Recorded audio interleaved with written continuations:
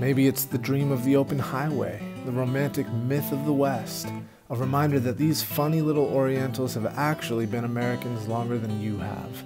Know something about this country that you haven't yet figured out. If you don't believe it, go down to your local karaoke bar on a busy night. Wait until the third hour when the drunk frat boys and gastropub waitresses with headshots are all done with Backstreet Boys and Alicia Keys, and locate the slightly older Asian businessman standing patiently in line for his turn, his face warmly rouged on Crown or Japanese lager.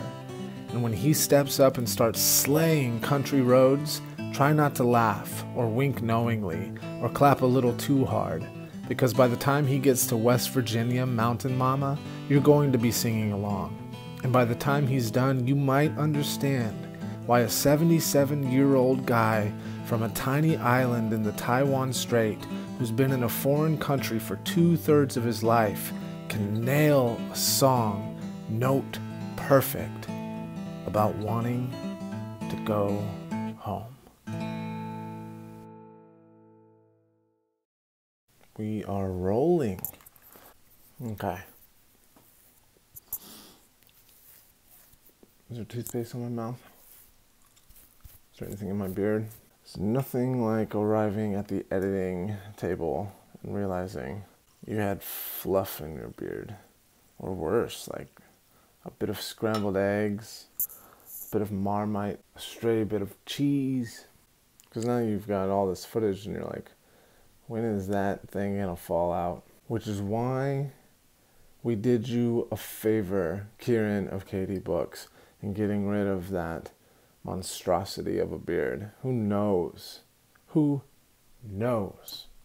You're welcome. I mean, there's a lot of attitudes going on around here. Don't let me get one.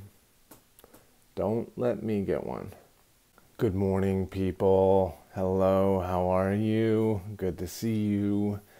The National Book Award long list has been released. We've got 10 books sitting on the National Book Awards long list of 2020, 2020, 2020.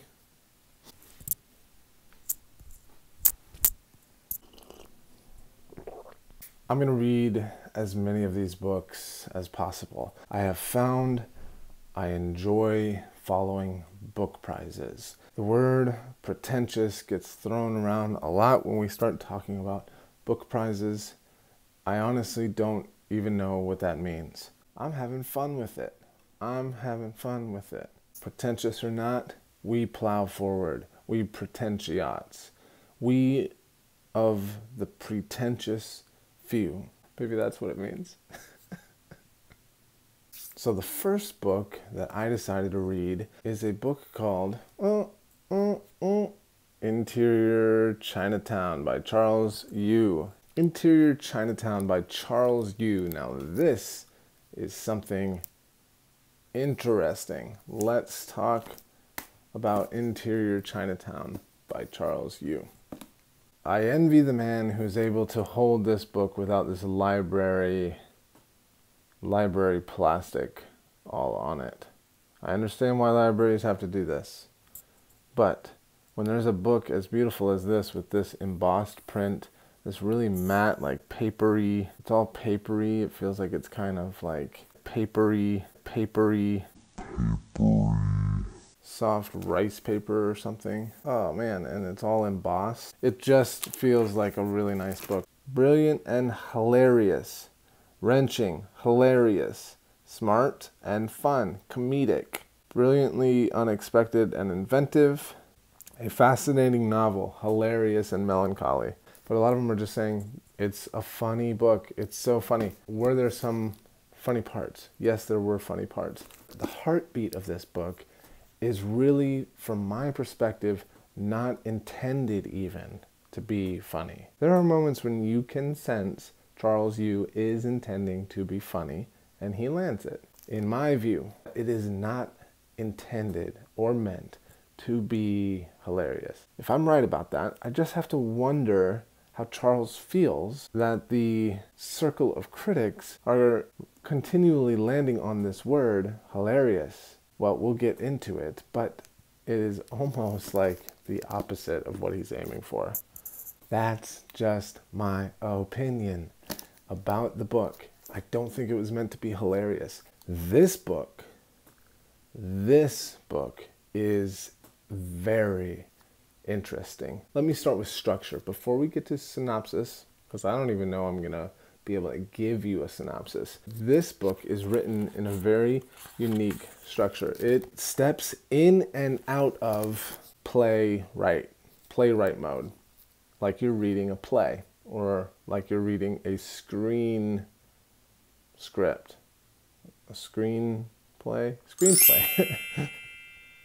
Like you're reading a screenplay or a script. I have a very specific opinion about why he wrote this book in the form of a screenplay. But let's talk about structure. Is the whole thing a screenplay? No, it's not. And for that I was thankful, because I do have a hard time reading screenplays and plays. This full novel is not in play form. In fact, I would say it's not even mostly in screenplay form. Let's try and do synopsis, okay? Let's try and do synopsis. This is a challenging thing to do.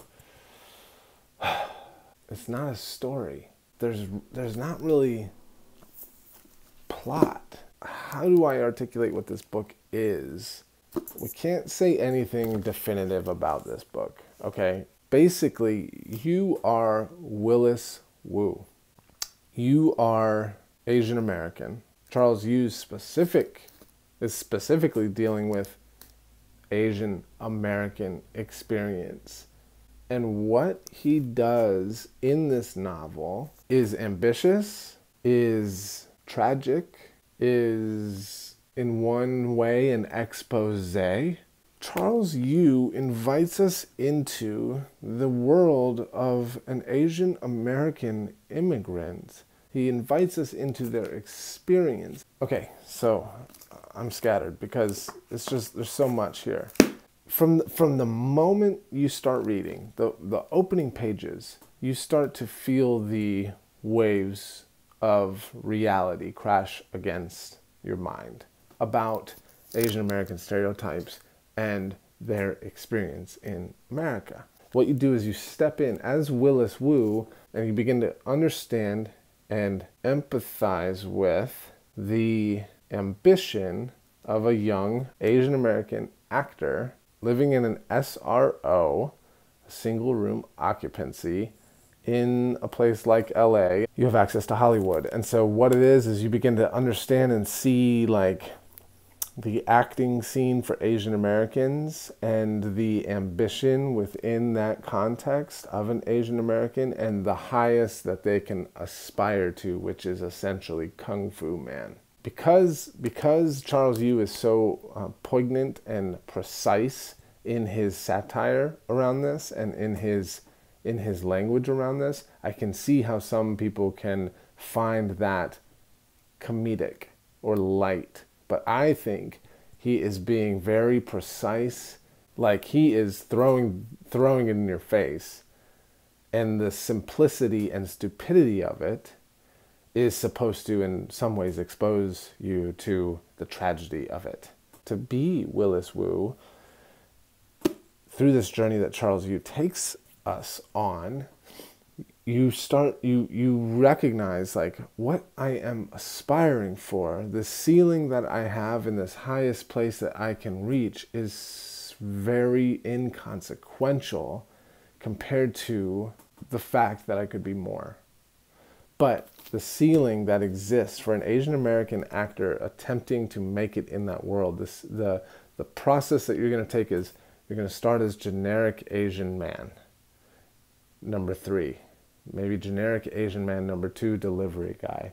Maybe generic Asian man in the background. Generic Asian man in stained t-shirt. Generic Asian man, in Taxi.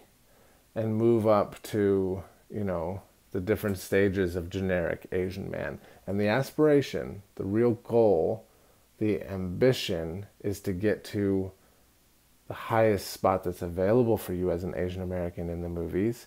That's Kung Fu Man. Kung Fu Man. It sounds funny, but it is actually tragic. And that is the dichotomy and the fine line that Charles Yu walks this entire novel, is like surfacing this, oh my gosh. But I do believe that white people are very guilty in creating and building this construct that has left Asian Americans on the outside of real America. They can be only certain things, but they will never fully belong. Charles Yu is like pounding this point through this book.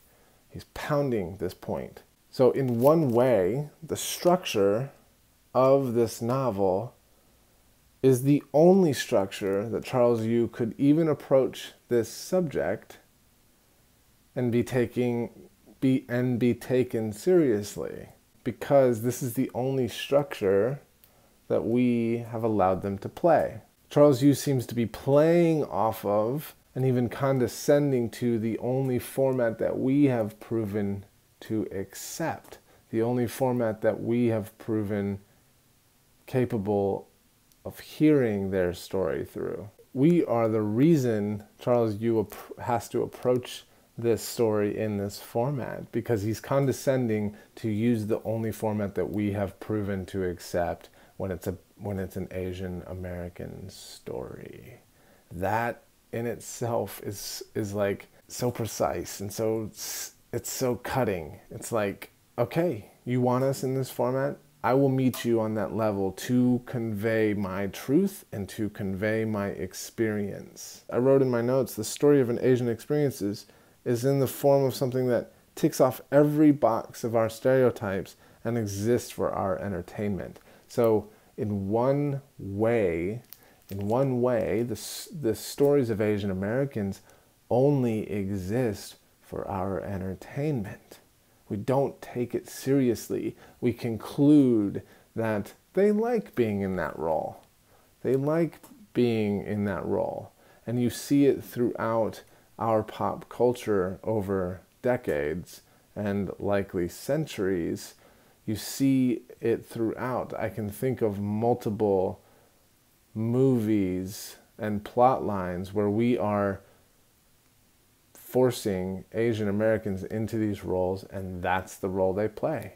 It is not they are not roles of consequence. They are roles to entertain us. I think of the famous Christmas movie, A Christmas Story, where Ralphie wants a BB gun, and we go through this hilarious journey of him wishing for the BB gun and blah blah blah. And the end of the movie, they are eating Christmas dinner in a Chinese restaurant with the Chinese staff singing Deck the Halls to them in a it's very caricatured, and it's playing off of stereotypes, and it's using those stereotypes for our amusement. That's an example of where there has been like a subtle racism that has put a ceiling on an entire people group for looking a certain way, living a certain way, acting a certain way. So I love that Charles Yu meets us, but it's almost in like a frustrating, like,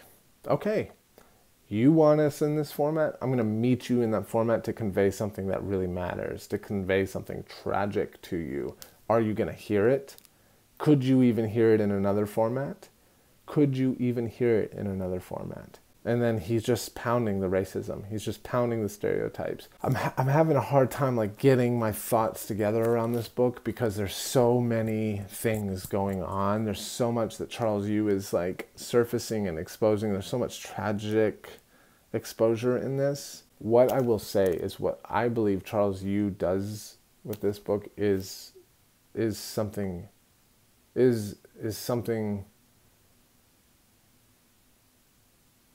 important.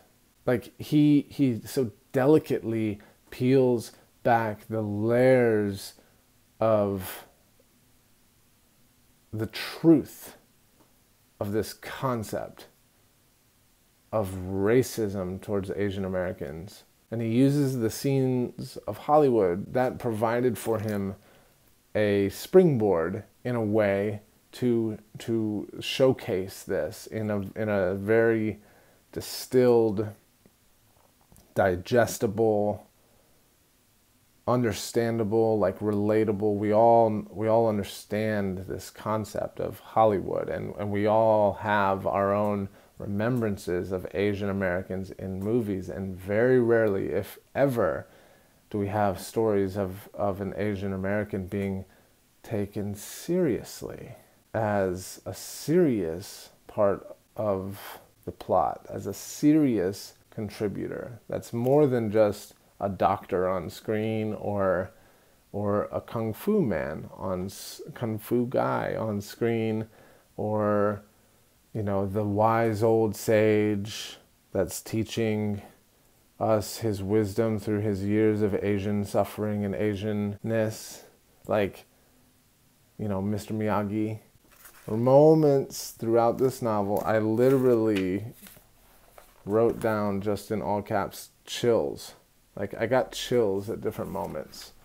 What Charles Yu is exploring, if I could distill it down to a phrase, is the tragedy of the burden of the archetype and the ceiling that we have placed on the Asian American. The tragedy of that burden. The tragedy of that ceiling. You can be kung fu guy. That is the pinnacle. That is the top of the shelf. That is how far you can go. So if you want to make it in this world, that is your aspiration. That is your goal. That's what you work towards. You fine-tune your craft of kung fu and martial arts. You fine-tune, you even take your English and you add broken English to it, because that is the way they can accept you and understand you, and that is the way you make sense in this world. Fit the mold of what we expect, of what the white world expects of you. Fit that mold. Adapt yourself and recognize you can go no further than kung fu guy. You watched your father ascend to kung fu guy, but it's this tragic thing because he thought he had made it and only realized that he had not, that he had arrived at this mirage of glory. That is what this nuanced form of racism robs these people of, is this sense of self-dignity and worth. Dignity and worth. You don't belong here, but we'll let you play, but only this much. You can be this. But, sorry, you helped the story along. We needed your Asian sageness, but now we got to kill you off. You helped the story along. We needed your badass kung fu moves, but that's as far as you're going. You can teach the white kid to kick ass in karate. A white kid can be the karate kid. This is the role that you can play. We'll pay good money to see that, but we don't want you like coaching our kids in baseball. I think that what Charles Yu does with Interior Chinaland is important. I think that the conversation is so important, and I think that he does it very well in this story. Even the format that he uses is driving home his point. To read this book and find it hilarious, to me, is missing it. This is not written as a comedy. I sensed that people laughing through this novel is actually playing into the very thing that Charles Yu is trying to dismantle. I think it's a much more powerful book not being funny. I think that I felt throughout, at multiple times, I could sense and feel the tragedy of the ceiling of the stereotypes that Asian Americans have been shoehorned into. Did I enjoy reading Interior Chinatown? I did enjoy reading this book. I read it in 2 days. It's a very quick read, but it's jam-packed, full of meat and full of, just precise, targeted themes. Charles Yu makes this conversation happen. in a profound way. Was it well written? Yeah, there were moments that within this satire and within this world that he's bringing us into, within this mental perceptions and world that we're given access to, where he actually shows us the beauty of family and the beauty of resilience and the human story. There were some very beautiful parts to this book, and I think Charles Yu ambitiously approaches it in this format, on this subject matter. There is a moment towards the end where I felt like, oh no, don't do that. You're stealing from the power of this. Essentially, there's just a speech at the end in a courtroom. It's the weakest part of the book. Besides that, this book is driving it home and doing a good job of it. This book is worth reading because I believe that it wreaks havoc on the subtle and nuanced racism towards Asians, and particularly and specifically towards Asian Americans. I think it's an important conversation, and Charles Yu has given it to us in a package that exposes the tragedy of the Asian American experience.